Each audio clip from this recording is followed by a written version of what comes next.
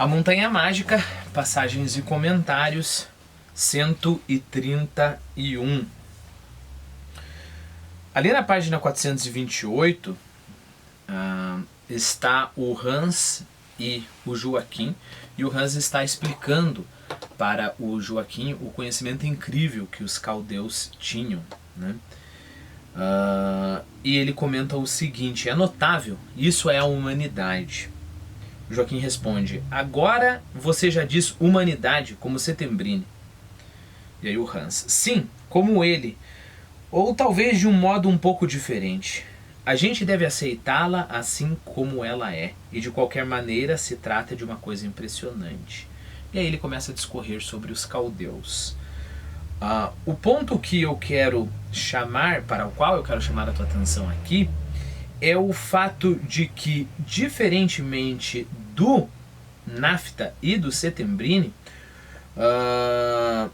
o Hans não se preocupa em ser influenciado, né? Ele não se preocupa em manter a sua integridade discursiva, vamos supor, né? Perceba que quando o Hans está vendo, quando nós estamos vendo, né, o Settembrini e o Nafta discutindo, nós sabemos que cada um está numa fortaleza.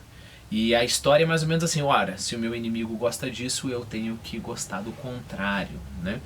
E se há um ponto de convergência, você, com esse ponto de convergência, fica esperando. E aí você fala: epa, mas aonde que está aí a tua posição? Porque você sabe que esse ponto de convergência ele vai acabar certamente, e você tem que defender a sua posição. O Hans, ele tem essa... aqui ele mostra essa postura muito mais relaxada, no bom sentido, em relação aos, digamos assim, limites das concepções, né?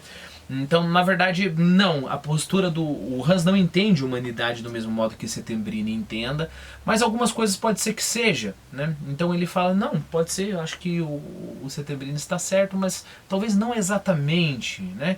E por que ele consegue fazer isso? Porque ele está olhando para a humanidade em si, por exemplo, nesse caso, e não para a humanidade enquanto aquilo que pode provar um ponto ou uma ideia que ele já tem pronto.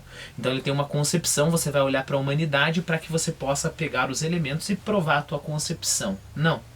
Você olha para a humanidade e aí acontece essa coisa estranha, né? A humanidade, por exemplo, ela é isso e o oposto disso ao mesmo tempo. Eu não sei direito o que está acontecendo, o Hans falaria, mas só sei que é assim, né? Porque ele tá preocupado muito mais em ver do que em defender, em discursar, né? Isso tanto no quesito, essa falta, esse relaxamento, tanto no quesito em relação aos outros, então ele está muito mais aberto ao aprendizado, quanto ao quesito de em relação a uma definição. As definições, elas são mais abertas, como as verdades que nós temos, né? Não significa que a verdade não existe, isso daí é absurdo afirmar, mas significa que ela é sempre mais complexa. Então a verdade, ela sempre está num processo de refinamento, né? E é mais ou menos isso que o Hans consegue pressentir.